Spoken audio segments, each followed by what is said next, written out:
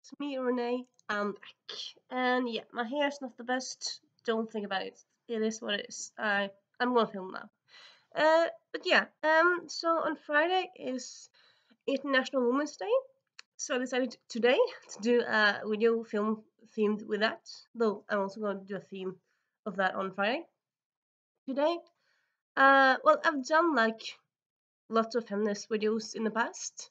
Today, I decided to do a bit of a boring one. How do you define boring? Well, okay, a bit of a standard one. How do you do? Anyway, I've decided to do a video on feminist reads I've read this last year. So, like, from last 8th of March till this 8th of March.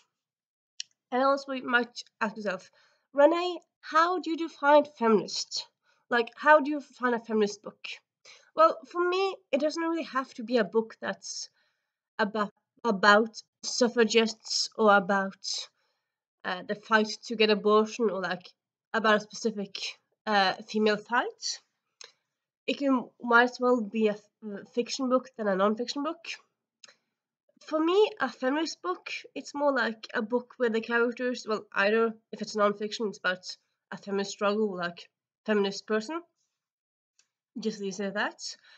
If it's a book that's fiction, it's simply about a person that's feminist in some way. And again, it doesn't really have to be a overt feminist book, but yeah, if the person isn't overtly masochistic and anti-feminist, I'm using the book. And yeah, I suppose you'll kind of see after I talk about a bit about the books how I define feminists, because I mean, suppose often it's easier to see by examples. Sorry. And yeah, you know what? I'm gonna start with what's the word again? Blanking out of words. With a honorable mention. This is a book I read last March. No, last September. I read it last year anyway. I enjoyed it, but I think honestly I kind of think if I would be younger, if I had read less feminist nonfiction, I would enjoy it more. But it is a book it's not a bad book, it's just kind of bad for me. It's just a book that for me kind of in a way came late in my life. That sounds weird.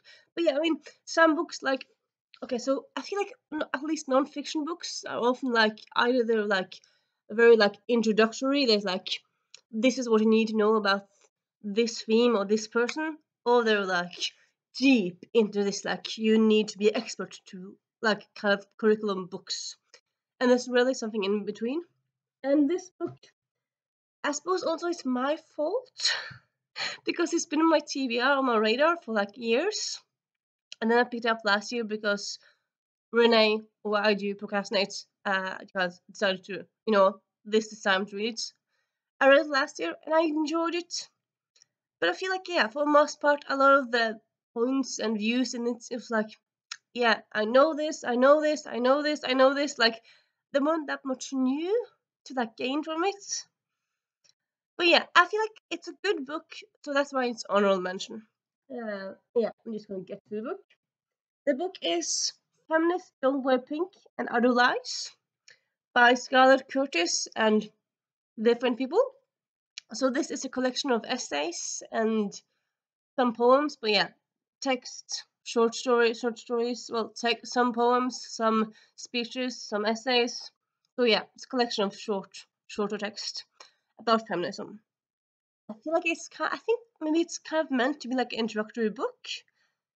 I feel like the forward it said give this to the teens in your life or people who haven't read feminist nonfiction, and I would say yeah, give it to someone who haven't read a lot or like read a bit about an essay about feminism, because it's good. But I feel like I've been reading feminist nonfiction for quite a while now. I love feminist nonfiction and feminism in general. So for me, as I said, this didn't really give me anything new. I liked it, but it wasn't like, wow, world or life changing. It was like, yeah, I agree with you, but nothing really stood out as like, oh, amazing. So yeah, I suppose maybe I'll give this honestly to because I have some nieces, so maybe I'll keep it and then give it to them in like 10 years time. Might do that. But yeah, keeping it myself like forever, I'm not sure. Like, do you guys keep books that you kind of don't really feel like you need? I mean, I suppose it's a nice enough cover, but I'm not gonna read it again. Yeah, anyway, let's move on to the real books. That sounds weird. To the not honorable mentions, but the real list. Yeah. And again, this is not really, I suppose, again, I haven't said this before. This is not really a list. And like when I do like videos with lots of books, and rarely or yeah, rarely do like list of like best to worst. It's just kind of these are the books. But yeah, so these are the official books. Official books. I suppose it's kind of weird because the video is about me talking about books I read last year. I did read this one last year, so I suppose why it's an honorable mention, I'm not sure. I'm being silly. And yeah, then we have Something Close to Magic by Emma Mills. This is a cozy fantasy. It's yeah, it's a cozy, I would say, yeah, cozy high fantasy because it's a completely different world. It's kind of like feels a bit like Middle Ages ish world, like kind of like like it's kind of based around Middle Ages Europe because it kind of gets that vibe from it. I mean, you have peasants and you have kings and you don't have trains and stuff and yeah, that whole shebang. The main character is or or now the thing is to like pronounce stuff out loud. Aurelie, Aurelie, Aurelia, I would say in Norwegian.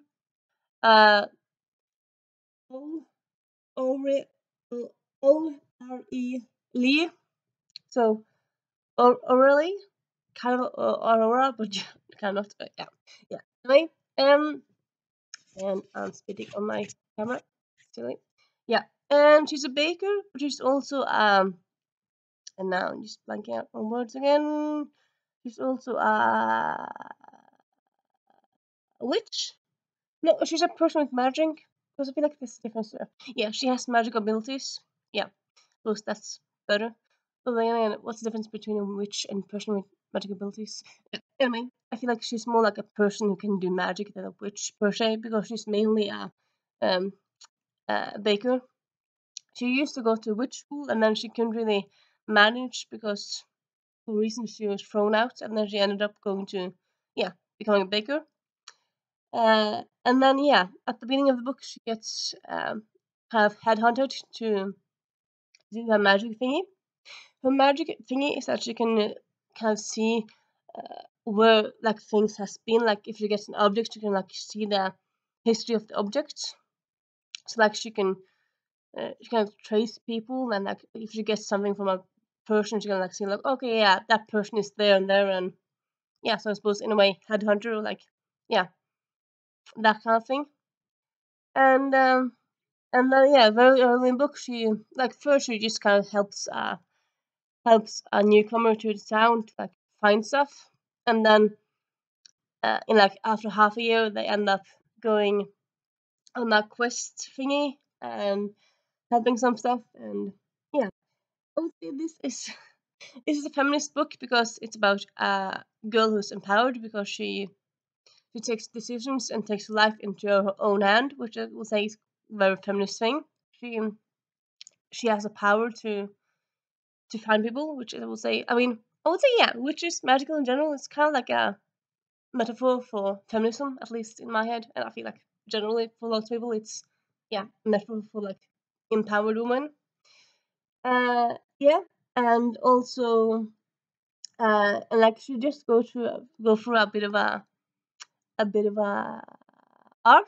Like at the end of the book, she's kind of at a different place in the beginning of the book, and yeah, yeah, honestly, yeah. Also, this book also has like different characters who are all like feminists in different ways.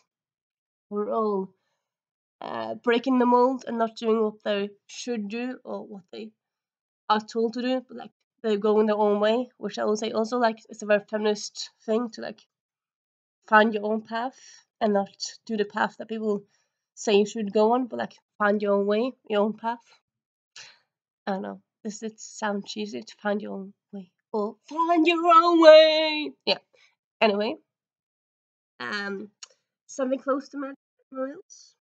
Very cool feminist read. I read this past read year. Then I'm gonna go with this one, which I've talked about before, but I think I might have some new viewers here because I've met some new people lately in booktube circles. So if you haven't been there before, well, this is a book that I love. It is The Fiancé Farce by Alexandria Belfleur. This is, as you might suspect, sapphic adult romance. Though I've heard some people say this is not very steamy, though, yeah, we'll see, maybe in a way, because it doesn't really have a lot of sex scenes in it, but there are some. But the relationship in it is just lovely. It's a fake fiance, or fiance farce, so yeah, fake fiance trope, or like marriage of convenience, and fake fiance, or like fake marriage of convenience trope in it. And they're both planning for each other. And yeah, it's feminist in a way that one of the main characters, like Gemma, she's heiress, and she's also like, I mean, from the beginning of the book, she's like in charge of like some parts of her family's inheritance, but like through the book, she kind of takes more charge. So like she's feminist in that way. She feminist in power in like a leading role. And then you have Tansy, who owns a bookstore, and she's feminist in that way. She actually owns her own store, and they both know what they want and go for it, and like they're capable women. Not that people who are not capable who don't have their own job. Yeah, I mean, I could I could argue with myself for like what is feminist to like kingdom come, but I know also like feminist is a lot of things, but this is one side of feminist, I would say. Highly recommend it. Sorry. Then we have still kind of laugh at like what happened with me here, but yeah. So this is a book, kind of a bit funny. I don't really. This is a book I bought 2 years ago now, while vacationing in Denmark, and sometimes I'm very literal in my head, in my thinking. Also, in case you didn't know, I have NLD, which is, it's not autism, but it's kind of similar in some ways, in the way that like I take things very, very literal sometimes. So I found this book in the bookstore. Denmark doesn't really have mean important where about it. Yeah, it's called "Difficult Woman: A History of Feminism in 11 Fights," and this is the cover. And I was just thinking like, oh, 11 fights. So is this about book about like a military leader? Maybe a book about a boxer? Book about, I don't know, maybe a judo woman or jiu-jitsu woman? Like, I was just kind of thinking literal feminist fights. Of course, it's not fights literally. Like at the beginning, you see the fights that they have, and it's the fights. So it's more like it's more as movements and not fights, literal fight, like hitting people. So one of them is the fight to get divorced. One of them is the fight to work, for love, education, time, abortion. So it is kind of, and the fight to vote. So it is this kind of like normal, like female feminist fights or feminist empowerment movements, battles in a way, but it's not fights in like a hitting way. So funny that. Yeah, I read it last year. As I said, the whole video is about that. And I kind of like how this book. I feel like often when you read about feminist people, it's like feminist icons. It's very much about like the heroes, like people who like can do no wrong. This is about people who are important in feminist history, but they're important, but they also have kind of like they're not perfect. They might be very feminist, but they're kind of anti-trans, or they're like anti-poor people. Like there's, and I suppose, yeah. Nowadays you said like a feminist is not a feminist if you're just white feminist, and not a feminist for every, like a feminist. I mean, a modern idea of feminism is like people who want equality for everyone, all the genders. And before it was kind of like more like feminists wanted like for females to get a better world, and not like they didn't really think about trans people. But yeah, this book has like some difficult people. I mean, they did still have like an impact in the world, but they also, like, some of them, as I said, were rich, and I didn't like, they wanted to like make the world better, but they didn't really think about how the world, how what I would mean for poor females and women. And yeah, so I suppose also it kind of makes you think, because when you read this, it's like, yeah, you made the world better, but also you made the world a bit worse because you thought this and this and this. Like, you think to the people, and also like, yeah, you. I mean, if you're gonna do make the world better for everyone, which is kind of like, at least for me, it's kind of like a standard idea. Like, I never really thought that just Europeans or just white people or just cishet people should have a good time, or like a good life. I feel like everyone should have a good life. Like, I feel like people should be equal. I feel like that's kind of a slam dunk. Though, I mean, people are still arguing on stuff. Like, people are still arguing, like, do trans people exist? Do they have the right to exist? And like, do the like, there's still some conversations around the world, like, why do you have this conversation? Of course they exist. They say they exist, so they exist. But yeah, people don't really seem to think it's that simple. So yeah, I suppose some people are uh, narrow-minded, and yeah, yeah. And move on. I could talk about a book or like something for ages. Sometimes I do that. Then I read Love Con by Sarah Glass. I read this in December, so this is a more recent read. But yeah, this is about a black, as you see, black fat woman. So she already has like the world against her, because the world is not meant for black fat women, black fat women. But yeah, but she still like goes for what she wants. She beginning of the book, you meet her when she's a finalist in a TV game show, a TV reality show, where the point is to make cosplay. And at the end of the book, end of the cosplay, she's supposed to make cosplay for like with a partner and stuff. And so she kind of makes up a boyfriend. So this kind of has a fake dating trope in it. It also has the friends to lovers trope, because they're best friends and they become lovers. So yeah, very much enjoy that. But yeah, I mean, Kenya, she's kind of like fighting upstream, because a lot of people are against her because she's fat and she's black, but she's still going for what she wants to do. She's still making costumes. And yeah, it's a very feminist book in the way that like you go for what you want to do, even though the world says no. Why do you do that? And if you say yes, I'm gonna do it, then I would say, yeah, you're very much a feminist. And yeah, definitely a great love story and a great read. You should definitely check out. Then we have I'm thinking of what was one thing. Yeah, a UK book, which I suppose the Difficult Woman was also a UK book. But yeah, this is a fiction book. It is The Cassandra Complex by Holly Smale. Her first adult book, her first download, and this is also a time travel book.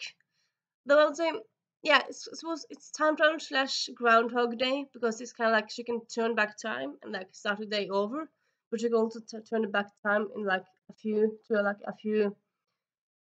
weeks back. So yeah, time travel book in a way, but it's not like a time travel in like the she doesn't go back to the way past. She time travels in her own life.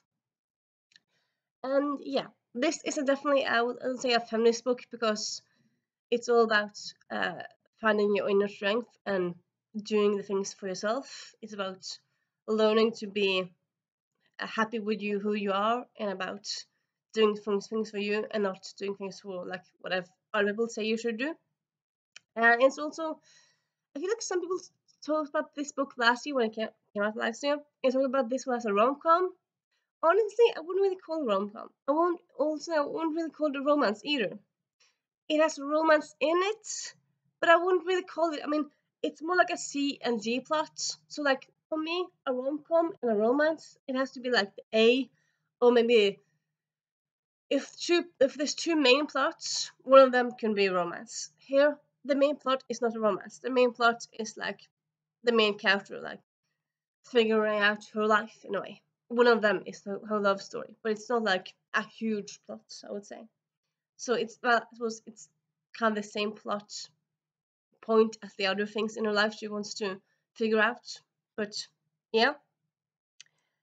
And also, spoiler alert, it doesn't end with her in a relationship. So in that way, I would say definitely not a romance, because romances has to end with like people in a relationship. Um, and yeah, but yeah, if you like Groundhog Day stories, if you like people figuring out their life and finding themselves, this is definitely the book for you.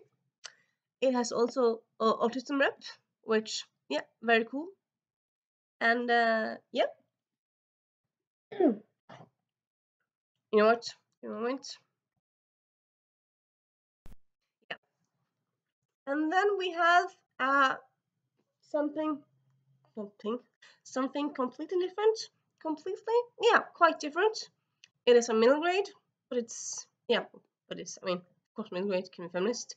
But yeah, it is Nick Blake and the Remarkables, or the Manifesto Prophecy, which is the first book in the series. The main character is a female, which I suppose just because the main character is female doesn't mean feminist. No, of course not. But this one, the main character, she's fighting for herself. She's capable. She knows a lot of stuff. I would say, yeah, definitely feminist. And also the other main characters don't go around saying like, "Why do you do stuff? How do you do stuff? You're a woman." No, I mean she's capable, and people around her like accept she's capable. There's no anti-feminist around her. And yeah, it's in case you didn't know about this series or book. Well, second book is coming out this year, so it's first in the series. It's urban fantasy where there's like a secret society of magical cities and stuff, but you also have like magical aspects of normal cities. Like New Orleans is both normal, but also it has some magical aspects to it, and New York has some magical aspects to it. But you also have completely magical cities and world kingdoms in a way. You have like, yeah, magical kings and queens and whatnot. And yeah, it's like it's a big universe and story, even though it's not a huge book. So it's kind of like fascinating how Andy Thomas can put so much stuff in like such a thin book.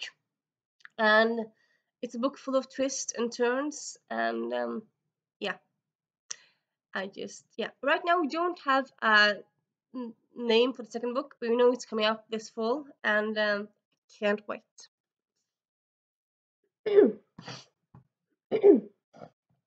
Sorry. Then we have sorry, big old cough there. Then we have The Last Book Wanderer by Anna James. About to say by Pages and Co. Pages and Co. is the series name. In this one,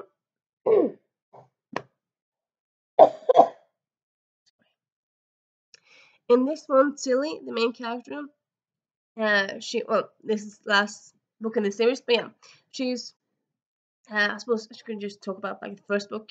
So Tilly, she can actually, when she reads books, she can go walk into books. So it's kind of like Inkfall, so like or Inkart from 2000. So she can read books and go into the story. And then there's like, yeah, people who are, and there's other people who can do this. There's people who are trying to stop this happening, and there's like different factions and stuff, and it's like a big world of book wandering because they have how to talk about it, like wandering around books, book wandering, and yeah, it's definitely very feminist. You have lots of characters in this universe with like lots of empowerment and uh, lots of again words, lots of power in powerful positions that are women. And yeah, I mean this one it's kind of like, oh, it's like, are you like the person who can save the world? You're a woman, you're a little girl. But that's like the point of view from like some of the older characters in this book, which is kind of like historical characters. And in the olden days, sometimes they were a bit misogynist. But yeah, mainly this is a very feminist book, and yeah, and also series. And yeah, if you love books, which most people on booktube do, you won't be there if you don't. Definitely check out this series. It's middle grade, yeah, but it's also just a perfect read for like every book lover, I would say, any age. So yeah. And then sorry, we have Pride and Prejudice and the City by Rachel Lippincott. This is a time travel romance, YA historical romance. So one of the main characters is from 2023, one other main character is from 1884, and the main character from today, Audrey, she's yeah, she ends up in England in 1880s. She meets Lucy, and they form a relationship. It's kind of difficult because I mean the time difference. Well, time, yeah, the both time periods they come from and whatnot. It is a romance, so spoiler alert, they end up together. But yeah, this is feminist because like in a Audrey from present day, she has agency. She's trying to apply for college. She's has goals and ideas and dreams. Lucy also from 1880, she doesn't want to get married, but she kind of feels she has to because of life and society and whatnot. But she's very open minded about like she's friends with a poor person, so she's not like anti-classics, anti-classics, anti-classism. Yeah, you know what? And yeah, this is just all around a great read. One of my favorite reads. I did read it actually this year, in January, but it came out last year, and it's an amazing read. Honestly, one of my favorites of all time, I would say. And yeah, highly recommend it. And then last but not least, I'm gonna do something that I do every now and then. And so I feel like this isn't. I mean, because sometimes I feel like it's a bit mean. But with regards to this one, I don't really feel like it is. But yeah, like what are you talking about? Okay, I'm gonna talk about Asta Hansten og Jakten på søsterskapet. So yeah, this is a book in Norwegian.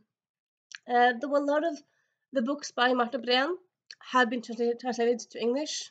She has Women in Battle, People You Should Know, Women You Should Know. So she has a lot of these feminist biography stories.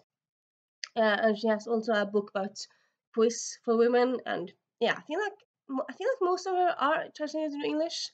Although this one came out last year in Norwegian, so usually it takes a bit of time before they come out in English, but it's probably coming up, I'm thinking, in a while. So again, I mean, this is about Norwegian suffragettes. I don't know how much interested you are in Norwegian feminist icons over in other places. Maybe you are. I mean, she is quite cool. I mean, you see, she has an umbrella in her hand, and that's because in her elder days, people were like, "Boo, feminist, you ugly woman!" So she had to, and people actually also threw tomatoes and rocks and stuff at her.